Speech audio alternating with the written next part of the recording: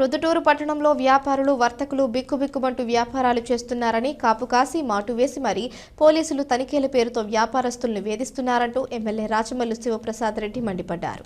గురువారం ఉదయం బంగారు అంగళ్ల కూడలి వద్ద బైఠాయించి నిరసన వ్యక్తం చేస్తూ ఎక్కడైనా వ్యాపారస్తులపై పోలీసుల వేధింపులు ఆపాలని కోరారు. సామాన్యుల దగ్గర నుంచి వ్యాపారస్తుల వరకు పోలీసుల తనిఖీలు పెద్ద సమస్యగా మారిందని, కరోనా తర్వాత వ్యాపారాలు పుంజుకున్నాయని ఆనందించేలోపు రానున్న ఎన్నికల నేపథ్యంలో పోలీసుల తనిఖీలు వ్యాపారస్తులను బెంబేలెత్తిస్తున్నాయని అభిప్రాయపడ్డారు. ప్రభుత్వ ఉన్నతాధికారులకు, పోలీస్ శాఖ వారికి, ఎన్నికల కమిషన్ ఉన్నతాధికారులకు, మా ప్రభుత్వంలోని పెద్దలకు ప్రధానంగా విజ్ఞప్తి చేస్తూ ఉన్నా. ప్రొద్దుటూరు నియోజకవర్గ శాసనసభ సభ్యునిగా నా నియోజకవర్గంలోని వ్యాపార వర్గాల పక్షాన, సామాన్య వర్గాల దగ్గర నుంచి వ్యాపార వర్గాల వరకు అందరి ప్రజల వైపు నుంచి అభ్యర్థిస్తూ ఉన్నా. ఇది విమర్శ కాదు అధికారులారా, మా అభ్యర్థన. నేను మిమ్మల్ని విమర్శించి నా ఊరి ప్రజలకు మరింత నష్టాన్ని చేయలేను. నా మీద కోపాన్ని వారి మీద ప్రదర్శిస్తారనే భయముతో మరింత విజ్ఞప్తి చేస్తూ ఉన్నా. మీకు వినయపూర్వకంగా ప్రజాజీవనాన్ని స్తంభింపజేసే స్థితి కలుగుతూ ఉంది. దినవారీ చర్యల్లో భాగంగా, రోజువారీ దినచర్యలో భాగంగా ప్రజాజీవనం పూర్తిగా స్తంభింపజేసే చర్యలు చేస్తూ ఉన్నారు మీరు. ఆనాడు కరోనా వచ్చి భారతదేశ వ్యాప్తంగా, ప్రపంచవ్యాప్తంగా స్తంభింపజేసింది. ఎక్కడికెక్కడ అన్ని వ్యాపారాలు, మానవుని యొక్క సంబంధాలు, జీవన విధానపరమైన అన్ని చర్యలకు పూర్తిగా ఫుల్ స్టాప్ పడింది. మళ్ళీ కరోనా తర్వాత అటువంటి స్థాయే కనిపిస్తుంది ఇప్పుడు.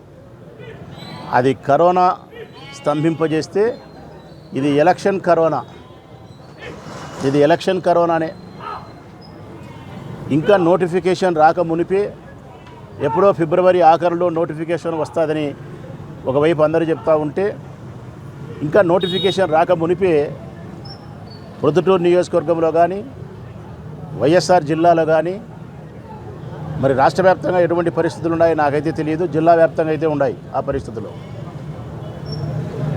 ఎలక్షన్ కమిషన్ ఆదేశాల మేరకు పోలీస్ శాఖ విపరీతంగా దాడులు చేస్తుందని చెప్పేదానికంటే, చెకింగులు చేస్తుందని చెప్పేదానికంటే, బంగారు అంగట్లేకి, బంగారు కొనడానికి అంగట్లేకి వచ్చి కూర్చున్న తర్వాత సంచి ఓపెన్ చేసి డబ్బు తీసుకుపోయే పరిస్థితి. సబ్ రిజిస్టర్ ఆఫీసులోకి రిజిస్ట్రేషన్కు పోయిన తర్వాత రిజిస్టర్ ఆఫీసులో డబ్బు తీసుకునే పరిస్థితి. శనగలమ్మిన రైతులు లెక్క తీసుకొని పోయేదానికి కూడా భయపడే పరిస్థితి. బిడ్డ పెళ్ళికి బంగారు కొనాలంటే భయం, ఇల్లు కట్టించుకునేవాడు సరుకులు కొనాలంటే భయం, రిజిస్ట్రేషన్ చేయాలంటే భయం, అప్పు కట్టాలని తీసుకొని పోవాలంటే తీసుకుపోయి అప్పు ఇచ్చేవానికి మా ఇంటికి వచ్చి అప్పు తీసుకుపోరా అని వీడంటాడు, మా ఇంటికి వచ్చి నువ్వే అప్పు అంటాడు వాడు. కారణం మధ్యలో ఎక్కడ ఏ పొరపాటు జరుగుతుందో అని భయం. భయం భయం భయం భయం చేత బ్రతకాల్సిన పరిస్థితులు కనిపిస్తున్నాయి. పూర్తిగా మా జీవితాలకు, మా వ్యాపారాలకు, మా జీవన విధానానికి భంగం కలగడమే కాకుండా, నష్టం కలగడమే కాకుండా, బిక్కుబిక్కుమని భయం చేత వ్యాపార వర్గాలు ఉండాల్సిన పరిస్థితి వస్తూ ఉంది ప్రొద్దుటూరు. నిన్న మొన్న రోజు బంగారంగల దగ్గర కాపుగాసి మాటు వేసి దాడులు. ఎలక్షన్ కమిషన్ ఆదేశాల మేరకు ఎన్నికల ప్రక్రియ ప్రారంభం కాబోతూ ఉన్న నేపథ్యంలో విధిలేని పరిస్థితుల్లో మేము పట్టుకోవాల్సి వస్తుందని చెప్పి 2 లక్షల రూపాయలు ఉంటే కూడా పట్టుకునే పరిస్థితులు ఉన్నాయి. ఎక్కడి నుంచి సామాన్యమైనటువంటి ప్రజలు కానీ, ఒక రకమైన మనుషులు కానీ, ఒక బిడ్డ పెళ్ళికి బంగారు కొంటే 2-3 లక్షల రూపాయలు, 4 లక్షలు అప్పో సప్పో తెస్తాం. దానికి ఎక్కడ బిల్లులు చూపించాలా, ఎక్కడ ఆధారాలు చూపించాలా?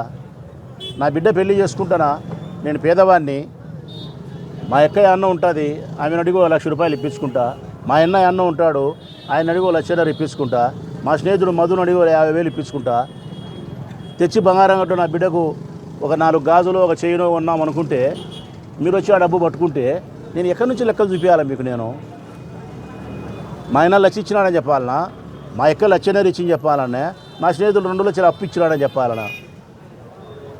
మళ్ళీ ఇన్కమ్ ట్యాక్స్ వాళ్ళు నా స్నేహితునికి మళ్ళీ ఒక నోటీస్ పంపుతారు. చెప్పలేను, చెప్పాలా, ఇబ్బంది, ఇట్లా ప్రతి నిత్యము అంటే ఇది కష్టమవుతుంది. అధికారులారా, ఎక్కడైనా ఎన్నికల నోటిఫికేషన్ వచ్చిన తర్వాత మీరు ఎక్కడైనా బైపాస్ రోడ్లలో కానీ అవుటర్ రింగ్ రోడ్లో కానీ వెహికల్ పోయేటప్పుడు వెహికల్ చెకప్ చేసి ఆ వెహికల్లలో డబ్బులు ఉంటే మీరు డబ్బులు పట్టుకోవడానికి ప్రధానమైన కారణం మద్యము కానీ ధనము కానీ ఓటర్ను ప్రలోభం పెట్టడం కోసం ప్రభావితం చేసే విధంగా ఉండకూడదు అనేదే మీ ఉద్దేశం. డబ్బు ద్వారా, మద్యము ద్వారా, మరొక ప్రలోభం ద్వారా ఓటర్ను ప్రభావితం చేసే కార్యక్రమం జరగకూడదు అనేదే ప్రజాస్వామ్యంలో ఎన్నికల కమిషన్ యొక్క ప్రధాన ఉద్దేశం. ఒక వెహికల్లో అయినా సరే, ఎక్కడైనా సరే, రాజకీయ పార్టీలకు సంబంధించిన మేము, రేపు నేను ఎమ్మెల్యే అభ్యర్థిగా పోటీ చేస్తా, నా ప్రత్యర్థి తెలుగుదేశం పార్టీ వాళ్ళు పోటీ చేస్తారు, బీజేపీ చేస్తుంది, మేము ఎక్కడైనా కోట్ల రూపాయలను తరలిస్తూ ఉండి ఆ డబ్బుతో ఓటర్ను ప్రభావితం చేసేదానికోసం ప్రయత్నం చేస్తే మా ధనాన్ని పట్టుకోవడం అనేది ఎన్నికల కమిషన్ పోలీసుల యొక్క బాధ్యత. అది ఎక్కడైనా ఒక లెక్క. ఒక 5 లక్షల రూపాయలతో బంగారు కొనేవాడిని, ఒక 10 లక్షల రూపాయలతో రిజిస్ట్రేషన్ చేసుకునేవాడిని, ఒక 6 లక్షల రూపాయలతో ఇంటి సామాన్లు కొనేవాడిని, అది ఎన్నికల ప్రక్రియ.